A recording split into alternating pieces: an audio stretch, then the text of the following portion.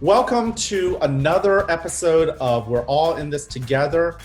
This is Principal Mr. Lin at Fort Zeller, and the whole purpose of this series is to bring a human light to our teachers, especially during this time of remote learning.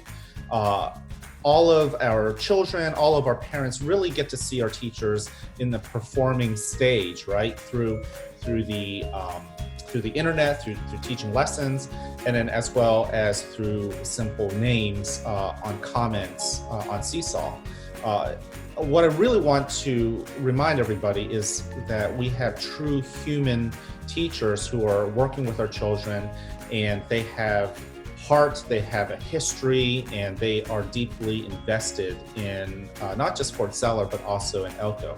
And speaking of deep investment into Elko, joining us today is Miss Jane Gruber. Jane, will you wave and say hello? Yeah. So, Miss Gruber, you teach second grade. How are you today? I am fine, thank you. It's a beautiful day. It's Happy Hump Day. It is Hump Day, and I have to say thank you for coming back inside so we could do this interview. I've taken you away from the sun. Yeah. Miss Gruber, the art of teaching has, as I've mentioned to some people, has evolved over hundreds of years. If you look at the history of education, and in a span of a week and a half, we've had to revamp it all and redefine it to this remote learning model that has required every teacher in the country to learn new technology platforms and reimagine what teaching and interaction looks like. Given your history as a teacher and your experiences, what has that transition been like? What do you miss? What silver linings and blessings are there, if you can find them? How are you making sense of that? Well, I have learned a lot, especially with technology, because I will admit I'm not the most tech savvy person, but I've had a lot of wonderful coworkers that have helped me. And it's just really even neat to see some of the pictures that the students send me of their happy faces, and just even communicating with them through our Seesaw app that we use with the iPads. So that's just been really exciting to do that, even though I do miss their smiling faces. Yes. And that's a theme, not just with you in this interview. I'm sure we're all going to talk about how much we miss our kids, but that's been a theme across the board with our faculty. I wouldn't sell yourself short, though. While you may say you're not great with technology, I've already started joking with you about being the tech team, because one thing, students, if you're watching, we talk about growth mindset. Miss Gruber has taken a growth mindset, and she is actually more proficient with the Seesaw app and technology than she's giving herself credit for. So that's that. So now there is another big milestone we're about to hit soon in your life, in your professional and personal life. Do you care to share what that is? I will be retiring after teaching 35 years in the Elko district. I've been in the Elko district the whole time. So that's going to be very bittersweet. Even though will not have a chance formally to say goodbye to my students physically, but I've had some Zoom meetings with them, so I actually have seen their smiling faces. No, and I was joking with Miss Gruber that, it's common knowledge that positions are being posted, and I went in looking for Miss Gruber to reapply and come back, but alas, I did not see Miss Gruber reapply. So, before we move on, I just want to tell you, Miss Gruber, how much I appreciate as a incoming principal last year, how welcoming you have your role has been in helping the community welcome me in. I know I'm an outsider, and somebody like you who, I believe, did you say you grew up in Elko too, right? I did. I grew up in Richland. In Richland. So not even just Elko, like in Fort Zeller zone. It is, but the cool thing is I did not go to Fort Zeller, but I actually went to what was called Richland Elementary, which there was a school right in Richland, which is now a church parking lot on South Park Street. Okay. All right. So this is somewhat new, although I think you might have mentioned Richland Elementary, because now Richland Elementary didn't stick around for as long as Schaefferstown and Myerstown. Is that right? It did not. There was a Richland Elementary and a Newmanstown Elementary, Oh, and that's when good. Okay. Fort Zeller opened, then they closed those two schools. Okay. And I think we were kind of debating, but we think it was 1973, right? That I think so, because my class, actually, of the graduating class of 1979, was actually the first class to enter the newly built middle school, which at that time was an open concept theme, which means no walls, everything was open. That was all the rage. That was all the rage in the early 70s. When you look at your career, what are some things that you reflect on? I'm willing to gamble that the theme of change has happened. Absolutely. I started out, my first year was actually at Schaefferstown Elementary when I was in for a maternity leave. Even before that, I actually substituted for 2 years before I got my full-time job. And then Dr. Hetrick, which was the superintendent, he was a principal way back when, he moved me to Jackson, and he said, I have a reason for you to be put there. And then he also said, well, there's a teacher that is retiring. She was 25 years in the same classroom. And immediately my thought was, well, I'm not going to be here for 25 years. And now we're looking at 35 years later. And at that point in Jackson, it was only one classroom of each, K through 5. Wait, so did you start teaching at Schaefferstown Elementary, or did you start teaching at Jackson? First year was at Schaefferstown, and then that was a maternity leave. And then after that, I went to Jackson, and I was at Jackson 27 years. And then I came to Fort Zeller. Right. Okay. So for all the schools out there, you've really been at only 2 of the schools. And yes, I was at Myerstown for a brief short time when they were renovating Jackson. Okay. Now, am I correct? You've always been in the primary world. I have. Yeah. Actually, when I was at Schaefferstown, I taught 3rd grade. And then after that, I've always taught 2nd grade. 2nd grade. So I guess you became that teacher. I did. But like I said, way back when, it was quite different because there was only one class of each grade. So I was like by myself. I did not have any wonderful coworkers that I've gotten over the years to work together. I was just that 2nd grade teacher, and that's it. So that's got to be a change, though, right? I mean, life planning and trying to figure out the curriculum has got to be different when it's a one-man show, one-lady show, I should say, and then versus a 5-lady show as it is right now. Absolutely. But I enjoy my wonderful coworkers. They have been wonderful. I've had so many over the years, and it's just a team effort that you work together as a team. Yeah. Well, I don't want to embarrass you, but I know the nickname for you is Mama Jane. And part of that is because of that nurturing side, and something that I have benefited from too. Just knowing that we won't have that brand of nurture from you is going to be different, even for me, next year. But that is the indelible mark you've left, not just at Fort Zeller, but in Elko. So what has been when you reflect on the history of Elko during your span of time in Elko, what are some things that pop up? What are there milestones? Are there events that stand out to you? Are there changes that have evolved over time that stand out to you? There are quite a few changes. I mean, when I was at Jackson, actually, I remember one of the things was we used to do like a Halloween parade where all the students would dress up in their costumes. They would bus us over to Myerstown, and then we would walk the block around Myerstown, which was then I forget what it was called. It was which is now Stone Ridge or whatever in the center of town. We would walk around there so the older folks would be able to see the younger children in their Halloween costumes. So that was awesome. Also, whole language was a big theme way back when. That we used to teach and go things for there. And then, of course, just the whole curriculum has changed many times.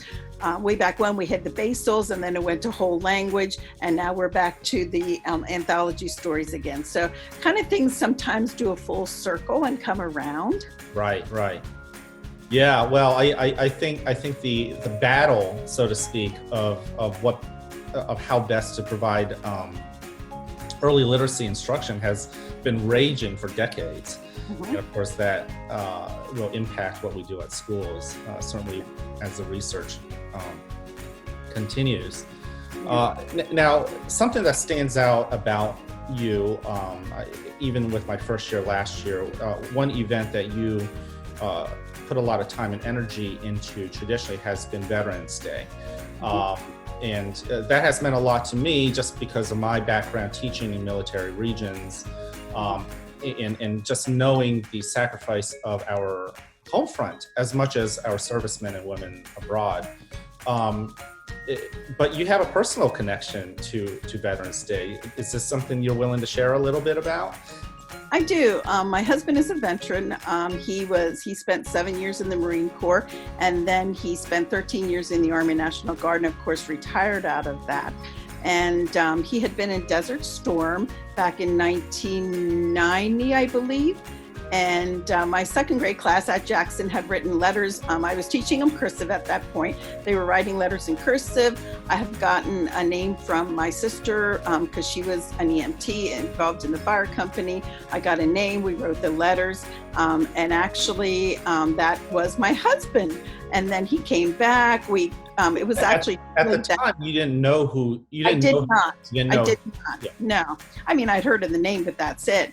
And then he came back like late in May. He wanted to come to the classroom. I said it was too late because we were getting out of school. And then he was going to come in the fall. Well, kind of like that summer, we started talking, and the rest is history. Yeah, and there was a write-up in. There was a write-up in the Lebanon Daily News. Lebanon Daily News, that was it. 1992, 93, because we were married in May of 1990. Yeah. I have to say, I am so interested in people's stories. That has got to be one of the most unique and special sort of get-together story that ties, the teaching world and the military world. And it's been history ever since then. So I just enjoyed learning that story as I was trying to pick your brain about why you were so invested in Veterans Day. Well, and of course, his brother-in-law is a veteran, so there's a lot of history in his family as well, connected to the military. That's just very important. Yes. And it will continue to be, and I think you have helped set the standard on how we should honor our veterans, and our veterans are very important to me, and we have a veteran on staff even. So I think the tradition that you help kind of kick off will continue strongly, even after you're not with us next year. So what else about the history of Elko how about this? People like me who are new. I've never asked you this question. What is the best part about Elko? What do I need to know about Elko as a still relative newcomer? Well, I feel Elko is a family. When things happen, we all kind of come together, support each other, whether it be personal or school related or whatever it be. There are a lot of caring people and a lot of people that are graduates of Elko that are now working and teaching in the district. And I think that's important too, to keep your roots here. But then of course, we also welcome a lot of newcomers like Mr. Lin and other people that we have had. We've had a lot of wonderful educators that really have the children's interest in them, because actually learning is a lifelong process. I'm still learning things. As you can see, I've learned a lot about the computer. And also it's really, yeah. And if you can touch one child, everything is worth it. And I'm sure I probably have touched more than one, because some of them, of course, come back, and it's awesome really to see your students to be able to succeed as well and hear what they have done with their life. So that's really awesome. As an outsider, when you go into new communities, one of the telltale signs of a good community is when people do want to stick around. It's not like you grow up and you want to leave town. And Elko is definitely one of those communities. I think people have a tie to Elko. And not just that, you can even see pockets, like if you're from Schaeferstown or Richland, just how tightly you hold to those communities.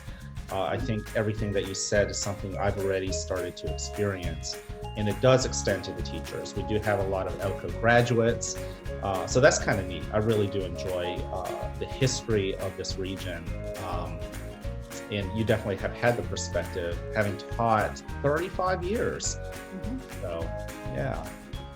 Mm-hmm. And that now, one of the, invariably, when we look back at the history of Elko, every school district is going to look at 2020 and say, wow, that was a seismic shift. One of the things I worry about, not just for our teachers, but for our kids and for our parents who are supporting us at home, and many of them are doing just amazing jobs at home, supporting what we're doing at school. I worry about how we're taking care of ourselves. So what are you doing to take care of yourself right now? You don't have the benefit of physically having your colleagues around to lean your head on their shoulders, or them to lean their head on your shoulders and support you directly. But how are you taking care of yourself personally and professionally, and hopefully you're doing as well as you look.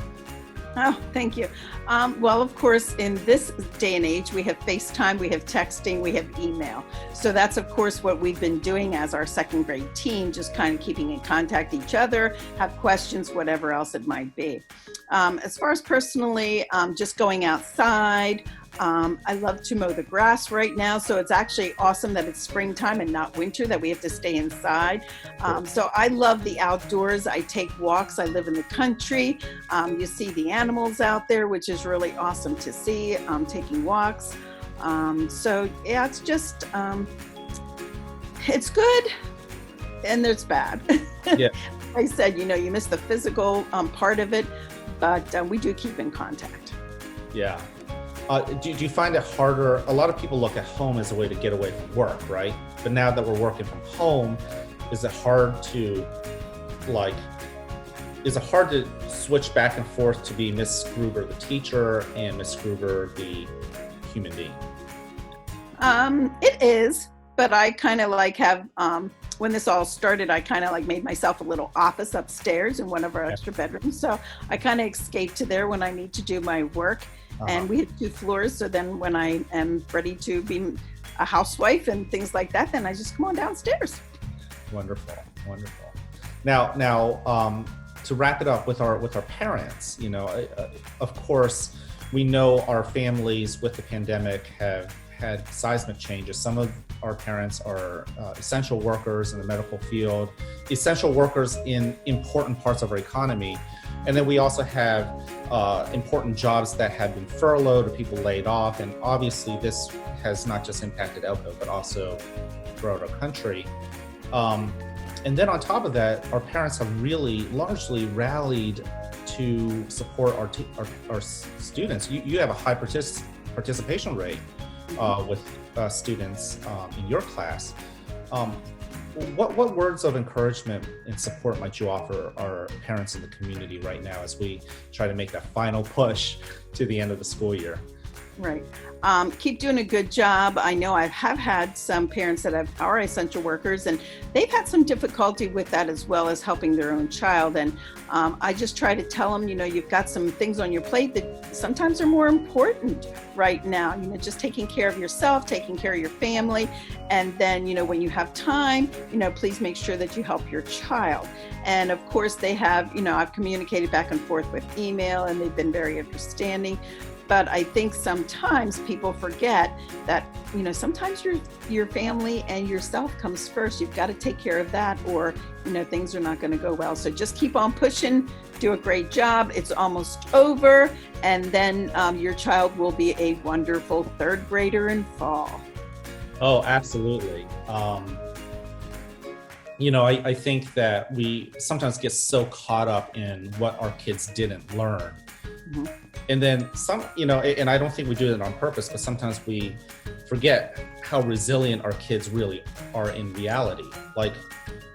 Just because they might not have learned something in the traditional way now doesn't mean they're not going to pick it up later. And of course, all of our students, future teachers, are going to be mindful of what happened in 2020. So, right, and they're going to be doing a lot of review in fall.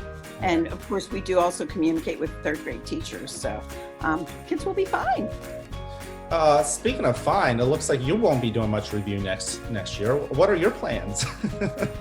I don't have a whole lot of plans. Of course, my husband and I would like to travel, but I don't know if that's going to happen right now. But he does have a part-time job, so he probably will be going back. He had some surgery, so he's recovering from that. But I'm not sure what my plans are at this point, but I will be happy to help if anybody needs help. You mean anybody at Fort Zeller needs help? Is that what you're saying?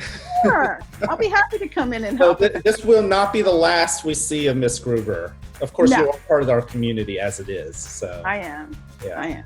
And probably maybe do some volunteer work. Yeah.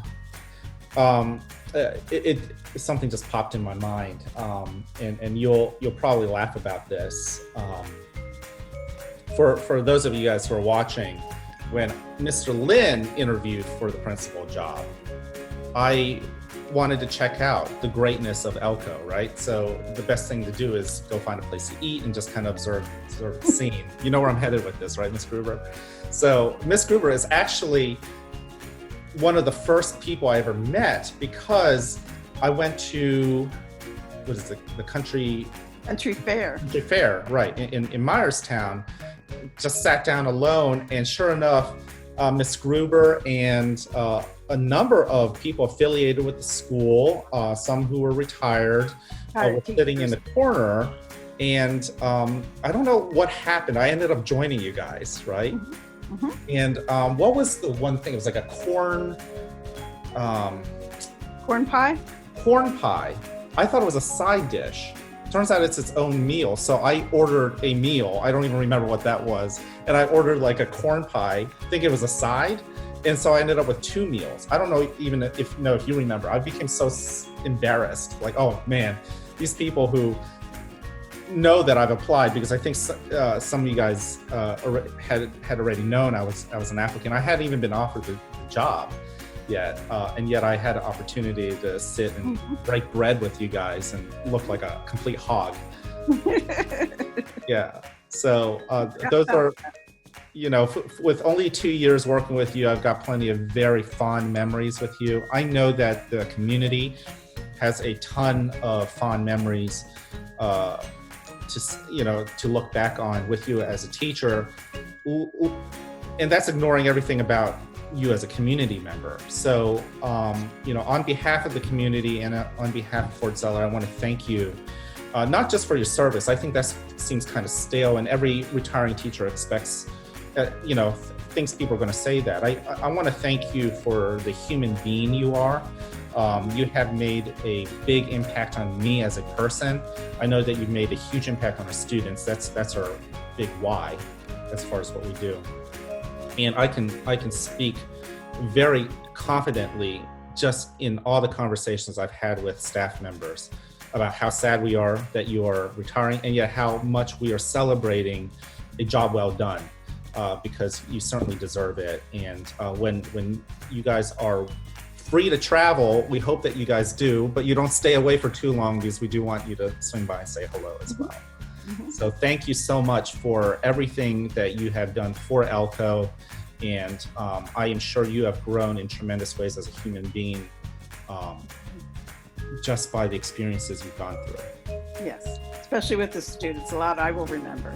Yeah, and you're right. As you said, many students will come back and visit. I think that is the best form of payment a teacher can receive. It's delayed gratification, especially if you're a primary school teacher. You really have to wait. That's okay. Yeah. Well, let me turn my attention back to the audience. I want to thank you guys again for joining us for another episode of We're All in This Together. This was a very special episode with Miss Gruber, because I was personally looking forward to it, for an opportunity to publicly thank her and also reflect on some fond memories. And hopefully you enjoyed it and maybe learned a little bit about the history of Elko and what it means to be a community member in a wonderful community that is not just Fort Zeller, but all of Eastern Lebanon County. So join us again in the future. We'll have other episodes with other fantastic teachers that work at Fort Zeller, and hopefully you're beginning to see the human side of all of us and be able to relate with us. This episode will be posted on our Fort Zeller YouTube channel. The channel is called Principal Fort Zeller. So if you want to rewatch this episode or rewatch any of the other 11 episodes we've already recorded, please go check out our channel on Principal Fort Zeller. Speaking of an amazing community, we've got a great PTO. I know Miss Gruber can testify to that, and just how supportive they have been during the pandemic. They have offered and continue to do so to put up and post these videos on their Facebook page, which is Fort Zeller PTO. So if you haven't liked them yet, please make sure to go do that. Until next time, thank you very much. Ms. Gruber, do you have any last words? Just keep on learning. Keep on learning. Thank you very much. We'll see you guys around. See ya.